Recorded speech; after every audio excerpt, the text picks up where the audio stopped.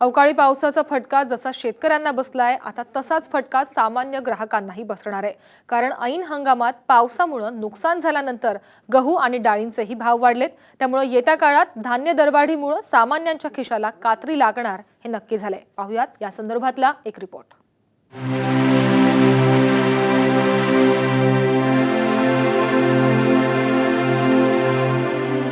गारपिटीने शेतकऱ्यांच्या तोंडचा घास पळवला। त्यामुळे गहू, ज्वारी आणि डाळींच्या ऐन हंगामातच शेतकऱ्यांवर हे अस्मानी संकट ओढावलं। याचाच परिणाम बाजारपेठांवरही दिसू लागलाय। कारण गेल्या महिन्याभरात डाळींचे दर हे 10 ते 15% वाढलेत। मसुरीचा भाव 1 मार्चला 5200 रुपये इतका होता, तो आज 6100 रुपये इतका झालाय। तर तुरडाळीचा भाव 1 मार्चला 6100 रुपये इतका होता, आता ग्राहकांना 6500 रुपये मोजावे लागतायत। चणा डाळ 3400 रुपये इतका भाव 1 मार्चला होता, तर आज चणा डाळचा भाव 4000 रुपये इतका झालाय। मुगाचा भाव 1 मार्चला 8000 रुपये इतका होता, तो आता 9000 रुपये झालाय। तर उडीद 5300 रुपये इतकी होती, ती आता 6300 रुपये झाली आहे। मटकीचा भावही वाढलाय। 1 मार्चला मटकीचा भाव 6500 रुपये होता, तर आजचा भाव 7500 रुपये आहे।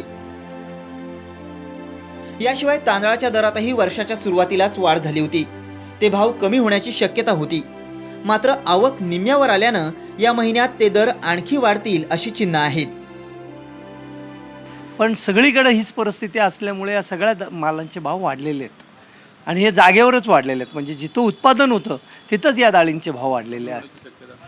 भविष्यात तर वाटत नाही, कारण आता सगळे माल नवीन यायला काही आयटमला 6 महिने थांबावं लागणार नाही, की जशी तुरडाळ वर्षातून एकदाच येते, तर तुरडाळसाठी आता पुढच्या वर्षीची वाट बघावी लागणार आहे। त्याच्यामुळे या डाळींचे भाव कमी होतील असं अजिबात म्हणजे गृहीत धरू नये।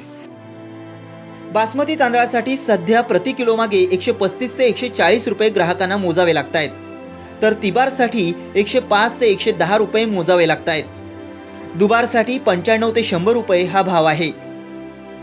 कणीचा भाव 32 ते 34 रुपये आहे, तर कोलम जातीच्या तांदळासाठी प्रति किलो 40 ते 45 रुपये हा भाव आहे।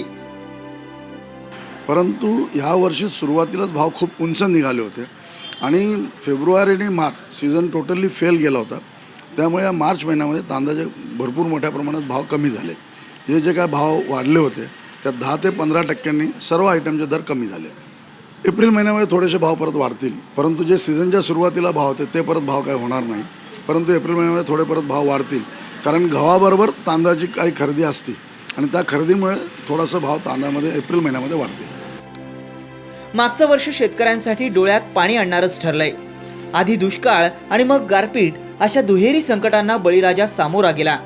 त्याचा फटका बाजारपेठेतही बसतोय। पुढे वर्षभर हा फटका बसत राहण्याची भीती आहेच। स्वप्नील बापट, साम टीव्ही, पुणे।